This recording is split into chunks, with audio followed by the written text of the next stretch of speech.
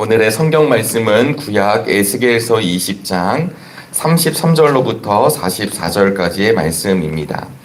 에스겔서 20장 33절로부터 44절까지의 말씀, 제가 가지고 있는 성경은 1362쪽 즈음에 있습니다. 한 절씩 교독하시고 마지막 절은 함께 읽도록 하겠습니다. 에스겔서 20장 33절로부터 44절까지의 말씀입니다. 내가 나의 삶을 두고 맹세한다. 나 주 하나님의 말이다. 내가 반드시 능한 손과 편팔로 분노를 쏟아 너희를 다스리겠다. 내가 능한 손과 편팔로 분노를 쏟아 너희를 여러 나라에서 데리고 나오며 너희가 흩어져 살고 있는 여러 나라에서 너희를 모아오겠고 내가 너희를 인도하여 민족의 광야로 데리고 나가서 거기에서 너희와 대면하여 너희를 심판하겠다. 내가 이집트 땅 광야에서 너희 조상을 심판한 것과 똑같이 너희를 심판하겠다. 나 주 하나님의 말이다. 내가 너희를 목자의 지팡이 밑으로 지나가게 하여 너희의 숫자를 세며 언약의 띠로 맬 것이다. 나는 너희 가운데서 너희에게 반역하고 범죄한 사람들을 없애버리겠다. 그들이 지금 거주하는 땅에서 내가 그들을 데리고 나오기는 하겠으나 그들이 이스라엘 땅으로 들어가지는 못할 것이다. 그때야 비로소 너희는 내가 주인인 줄 알게 될 것이다. 나 주 하나님이 말한다. 너희 이스라엘 족속아, 너희는 각자 너희의 우상들을 섬길 테면 섬겨라. 너희가 지금은 내 말을 듣지 않으나 이 다음에 다시는 너희의 온갖 예물과 우상 숭배로 나의 거룩한 이름을 더럽히지 않을 것이다. 나 주 하나님의 말이다. 나의 거룩한 산 이스라엘의 그 높은 곳에서 이스라엘 온 족속이 그 땅에 사는 모든 사람들이 나를 섬길 것이다. 거기에서 내가 그들을 기쁘게 맞아들이며 거기에서 내가 너희의 재물과 가장 좋은 예물을 온갖 거룩한 재물과 함께 요구할 것이다. 내가 여러 민족 속에서 너희를 데리고 나오며 너희가 흩어져 살던 그 모든 나라에서 너희를 모아올 때에 나는 아름다운 향기로 너희를 기쁘게 맞이하겠다. 이방 사람들이 보는 앞에서 너희를 통하여 나의 거룩함을 드러낼 것이다. 내가 이렇게 너희를 이스라엘 땅으로 곧 내가 너희 조상에게 주겠다고 손을 들어 맹세한 땅으로 데리고 들어가면 그때야 비로소 너희는 내가 주인 줄 알게 될 것이다. 거기에서 너희가 자신을 더럽히며 살아온 길과 모든 행실을 기억하고 너희가 저질렀던 그 온갖 악행 때문에 너희가 스스로를 미워하게 될 것이다. 이스라엘 족속아, 내가 이렇게 너희의 악한 길과 타락한 행실에 따라 그대로 너희에게 갚았어야 했지만 내 이름의 욕이 될까봐 그렇게 하지 못하였으니 그때에야 비로소 너희는 내가 주인인 줄 알게 될 것이다. 나 주 하나님의 말이다. 아멘. 주님의 은혜와 평강이 오늘도 함께 예배하는 우리 모두 가운데 임하게 되시기를 간절히 바라겠습니다. 에스겔서 20장 말씀을 저희들이 함께 보셨는데요. 이 에스겔서 20장 저희들은 이제 후반부를 함께 보셨지만 에스겔서 20장에서는 계속해서 이스라엘 백성들이 어떤 죄를 저질렀는지를 알려주시는데 그게 무엇이냐면 이집트에서도 우상 숭배를 하게 되었고 또 하나님의 인도하심으로 출애굽을 한 그 광야의 현장에서도 이방 신을 우상을 숭배하였고 또 그들이 약속한 가나안 땅에 들어가서도 우상 숭배를 하게 됨으로 말미암아 그들이 이제 바벨론 포로로 잡혀가게 된 것을 알려주십니다. 그런데 문제는 바벨론 포로로 잡혀와 있는 상황에서도 그들이 여전히 우상 숭배를 하고 있음을 또다시 에스겔 예언자를 통하여 이야기하고 있습니다. 오늘 저희들은 33절부터 말씀을 보셨는데요. 31절, 32절에 이제 그런 내용이 등장하게 됩니다. 32절 말씀인데요. 너희가 스스로 이르기를 우리가 이방 사람 곧 여러 나라의 여러 백성처럼 나무와 돌을 섬기자 하지만 너희 마음에 품고 있는 생각대로는 절대 되지 않을 것이다. 왜 이들이 이방 나라 사람들이 섬기고 있는 나무와 그리고 돌을 섬기자고 할까요? 그냥 할 일이 없어서가 아니라 그들이 그렇게 할 수 있었던 이유는 오히려 이 이스라엘 우리의 하나님이 그들의 신보다 부족한 거 아닌가. 그러니까 우리는 그냥 열방에 있는 사람처럼 그런 신들을 섬기며 살아가겠다라고 마음을 먹고 있는데, 이렇게 마음을 먹고 있는 이스라엘 백성들을 향해 하나님이 너희들 마음대로, 너희들이 품고 있는 생각대로 되지 않을 것이다 라고 이야기를 하고 계십니다. 가끔 아이들을 키우다 보면 아이들이 말을 잘 듣지 않을 때, 저도 마찬가지이겠죠. 이제 우리 부모님들이 보셨을 때 말을 잘 듣지 않을 때, 야, 너 나가! 이렇게 얘기하면 우리 부모님들이 나가라고 하는 얘기가 진짜 나가라고 하는 이야기일까요? 사실은 그렇지 않습니다. 그것이 잘못됐다라는 이야기를 조금 강한 언어로, 또 부모의 마음으로 표현하는 것이죠. 오늘 조금 긴 본문이었지만 오늘 본문의 말씀 속에서 우리는 하나님의 끝없는 사랑하심을 바라볼 수밖에 없습니다. 너희들이 우상을 섬기면 망하게 될 거고 심판을 받게 될 거고 너희들을 가만두지 않겠다, 내가 함께하지 않겠다라고 하는 이야기 속에는 사실 하나님께서는 그들로 하여금 계속 돌아오라고 하는 말씀을 우리에게 주시는 것입니다. 에스겔서를 잘 읽다 보면 하나님은 자기의 이름을 위하여 일하신다고 말씀하십니다. 하나님은 자신의 약속을 신실하게 이루어 가시는 분이십니다. 오늘 우리 정릉교회를 통해서, 우리 믿음의 성도들을 통해서 하나님은 약속하신 바가 있습니다. 하나님의 약속하심은 그저 이때 달라지고 저때 달라지는 것이 아니라 신실하게 우리 하나님은 이루어 내주십니다. 그렇게 신실하게 이루어 내주시는 하나님은 하나님의 오래 참음과 하나님의 긍휼하심과 하나님의 자비하심을 우리에게 알려주십니다. 이것이 에스겔서에서 말하는 자기의 이름을 위한다라고 하는 뜻입니다. 이름이라고 하는 건 하나님의 속성, 하나님의 모든 것을 보여주는 것입니다. 그러니까 이스라엘 백성은 나의 백성이라고 선언하시죠.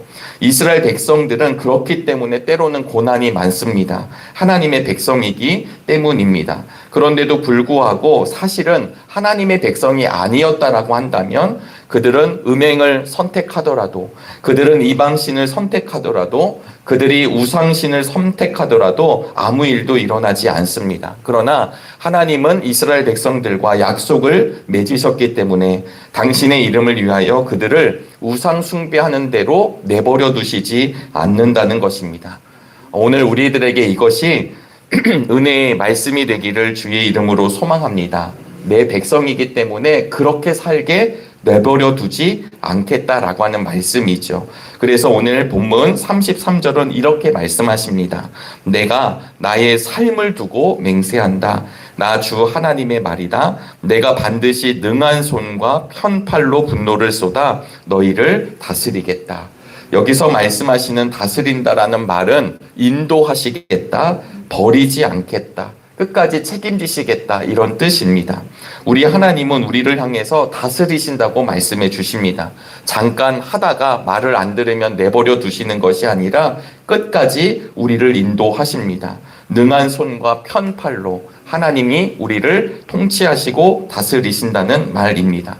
그런데 우리가 이스라엘 역사를 보시면 아시다시피 순종함으로 사랑하며 하나님께 인정을 받을 때도 있지만 사실 불순종하여 매로 다스림 받을 때가 있습니다. 그래서 하나님은 오늘도 광야에서 심판하시겠다라는 말씀을 하고 계십니다. 민수기 14장 22절로부터 24절의 말씀을 제가 잠깐 읽도록 하겠습니다. 나의 영광을 보고도 내가 이집트와 광야에서 보여준 이적을 보고도 10번이나 거듭 나를 시험하고 내 말에 순종하지 않은 사람들은 어느 누구도 내가 그들의 조상들에게 주기로 맹세한 그 땅을 못 볼 것이다. 나를 멸시한 사람은 어느 누구도 그 땅을 못 볼 것이다. 그러나 나의 종 갈렙은 그 마음이 남과 다르고 또 전적으로 나를 따랐으므로 나는 그가 다녀온 그 땅으로 그를 데리고 가겠고 그의 자손은 그 땅을 유산으로 받을 것이다. 아멘. 여러분, 우리가 출애굽한 뒤에 모든 사람이 하나님이 약속하신 가나안 땅에 들어간 것이 아니다라는 사실을 잘 알고 있으실 것입니다. 여호수아와 갈렙이 들어갔고요. 그리고 만 20세가 되지 않았던, 그리고 광야에서 태어났던 사람들이 그 약속의 땅에 들어갔습니다. 그러면 그 시절에 있었던 그 사람들은 왜 못 들어갔을까요? 그것을 성경은 순종하지 않았기 때문에, 그 광야 시험을 통과하지 못했기 때문이라고 이야기합니다. 그래서 오늘 민수기 14장 말씀을 보면 결국 다시 광야에서 심판을 행하신다라고 하는 말씀은 결국 구별이 된다라고 하는 뜻입니다. 오늘 그런 맥락으로 하나님께서는 에스겔 선지자를 통하여서 뭐라고 말씀을 하시냐면, 내가 너희를 목자의 지팡이 밑으로 지나가게 하여 너희의 숫자를 세며 언약의 띠로 맬 것이다. 예전에는 이 저녁이 되면 목자가 양들을 지나가게 했습니다. 이 지팡이 밑으로, 막대기 밑으로 지나가게 하면서 그러니까 숫자를 센 거죠. 숫자를 세면서 레위기에 보시면 10번째 하나님께 바칠 양을 구별하였습니다. 제가 성경 말씀을 잠깐 보도록 하겠습니다. 레위기서 27장 32절 말씀인데요. 소떼와 양떼에서도 각각 10분의 1을 나 주에게 거룩하게 바쳐야 한다. 목자의 지팡이 밑으로 짐승을 지나가게 하여 10번째 것마다 바쳐야 한다. 아멘. 지금 이 레위기에 근거하면 이렇게 밑으로 지나간다는 건 지나가는 것으로 끝나지 않고 10번째 되는 이 양은 하나님께 바쳐진다라고 하는 뜻입니다. 그러니까 지금 이 이야기를 통하여서 내가 언약의 띠로 다시 맬 것이다 라고 하는 약속을 우리에게 말씀해 주고 계십니다. 지금 동일한 이야기가 계속되고 있지만 여러분, 하나님께서 그냥 버리실 수도 있고 너무 화가 나실 수도 있고 싫으실 수도 있음에도 불구하고 언약의 띠로 다시 맺는 것을 우리에게 말씀해 주십니다. 하나님께서는 이 이야기를 통하여서 너희들이 지금 그 상태에서 다시 돌아오는 것, 내가 언약의 띠로 묶어줄 것이라고 하는 것을 이야기하고 계십니다. 그리고 나서 오늘 본문 38절 39절은 그 심판을 받는 자들이 무슨 모습으로 받게 되는지 알려주고 있습니다. 결국 그 심판의 내용은요, 하나님의 나라에, 그리고 하나님이 약속한 땅에 들어가지 못하게 되는 것을 이야기하고 있습니다. 그러면서 오늘 본문은 우리에게 이 아침에 알려주십니다. 언약의 띠로 맺은 사람이 다시 누구이냐면 바로 오늘 예배를 드리고 있는 우리 모두가 하나님의 언약의 띠로 맺어진 사람들이라고 하는 것입니다. 사실 우리들도 우리라고 하는, 나 자신이라고 하는 우상을 섬길 때가 얼마나 많이 있습니까? 지금 이 시대에도 하나님을 섬긴다, 주님을 따른다 라고 이야기하면서도 수많은 것들에 우리의 시선이 빼앗길 때가 얼마나 많이 있습니까? 그러나 그럴 때마다 우리 주님은 포기하지 않으시고 우리를 다시금 언약의 줄로 메어 주십니다. 그리고 나서 이 언약의 줄로 메어진 사람들은 하나님의 심판을 받는데 하나님께서 붙들어 주시는데 더 이상 우상을 섬길 수 없게 하신다라는 말씀이 오늘 본문에 요가되고 있습니다. 사랑하는 여러분, 구원과 심판의 기준이 우리의 행함에 있는 것이 아니라 하나님이 우리를 붙들어 주신다라는 것이 에스겔 선지자를 통해 우리에게 주시는 말씀입니다. 결국 에스겔은 나중에 우리가 잘못된 것인지, 그리고 우리의 길이 얼마나 바로 서지 못한 것인지를 어떻게 알 수 있냐면 에스겔서 36장 25절 26절에 이렇게 말씀하십니다. 그리고 내가 너희에게 맑은 물을 뿌려서 너희를 정결하게 하며 너희의 온갖 더러움과 너희가 우상들을 섬긴 모든 더러움을 깨끗하게 씻어주며 너희에게 새로운 마음을 주고 너희 속에 새로운 영을 넣어주며 너희 몸에서 돌같이 굳은 마음을 없애고 살갗처럼 부드러운 마음을 주겠다. 에스겔 선지자를 통해 새로운 영을 우리에게 부어주심으로 말미암아 그 새로운 영을 받은 하나님께서 다시 언약의 줄로 메어진 사람들은 내가 악한 생활, 내가 우상을 섬기고 내가 하나님께로 멀어져 있다라는 것을 알게 하게 하시겠다라는 말씀을 에스겔서 후반부에 우리에게 말씀해 주십니다. 사랑하는 우리 모두에게 하나님의 영이 충만하게 임하게 되기를 주의 이름으로 소망합니다. 내가 원해서 받는 것 아니라 언약으로 맺은 사람들로 하여금 하나님은 다시 하나님의 온전한 백성이 되게 하신다는 말씀입니다. 오늘 말씀을 준비하면서 저는 이런 생각을 하게 되었습니다. 그럼에도 불구하고 하나님께서 하나님의 백성들을 붙들어 주시는구나. 곁나가고 잘못되고 지금 부족하고 연약하지만 그럼에도 불구하고 하나님은 신실하신 하나님께서는 그 약속을 가지고 우리들을 붙잡아 주시는구나. 그럼에도 불구하고 우리를 붙잡아 주시는 하나님 앞에 이런 대답을 하면 어떨까라고 하는 묵상을 하게 되었습니다. 우리 에스겔서 다음에 다니엘서가 등장하잖아요. 다니엘서에 보시면 우리 다니엘서 세 친구가 등장을 합니다. 금신상에 절하면 너희들은 죽는다. 너희들은 어떻게 할 것이야? 라고 물었을 때 지금 여기서 신상 앞에 엎드리면 내가 용서해 주겠나 노라고 하는 왕의 음성 앞에서도 사드락과 메삭과 아벳느고가 왕에게 대답합니다. 이렇게 이야기하죠. 다니엘서 3장 17절 18절 말씀입니다. 불 속에 던져져도 임금님 우리를 지키시는 우리 하나님이 우리를 활활 타는 화덕 속에서 구해주시고 임금님의 손에서도 구해주실 것입니다. 비록 그렇게 되지 않더라도 우리는 임금님의 신들은 섬기지도 않고 임금님이 세우신 금신상에게 절을 하지도 않을 것입니다. 굽어 살펴 주십시오. 아멘. 예전 성경에서는 그리 아니하실지라도 라고 고백하였습니다.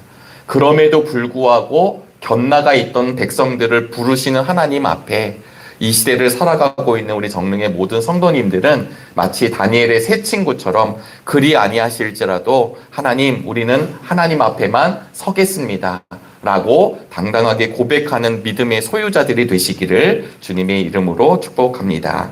기도하시겠습니다.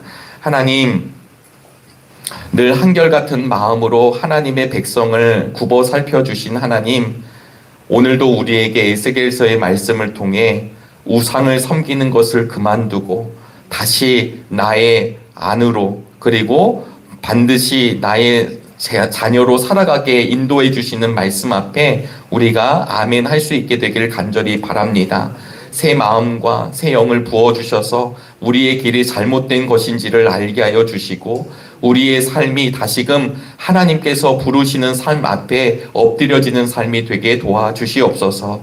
다니엘의 새 친구처럼 믿음의 담대한 소유자들처럼 이 시대에 다른 것에 우리의 마음 빼앗기지 아니하고 그럼에도 불구하고 하나님을 선택하고 그럼에도 불구하고 하나님을 섬기는 믿음의 귀한 소유자들이 되도록 축복하여 주옵소서. 하나님 오늘은 수요일입니다. 하나님 우리 정릉교회 수요 예배 가운데 함께하여 주시고 특별히 마태복음의 한 절 한 절 말씀을 함께 나눌 때에 그 말씀이 우리에게 생명이 되는 은혜를 허락하여 주시옵소서. 우리 할렐루야 찬양대 대원들이 하나님 가장 어르신 성도님들이 모여 찬양으로 하나님께 고백하는 시간도 있습니다. 사랑하는 우리 어르신들의 삶을 하나님께서 붙잡아 주셔서 강건함으로 주님을 찬양하는 일에 조금도 부족함이 없도록 인도하여 주옵소서. 하나님 수술을 마치고 회복하시는 우리 성도님들 계십니다. 하나님께서 눈동자와 같이 살펴주시고 회복하는 역사, 치유되는 역사를 하나님 인도하여 주시옵소서.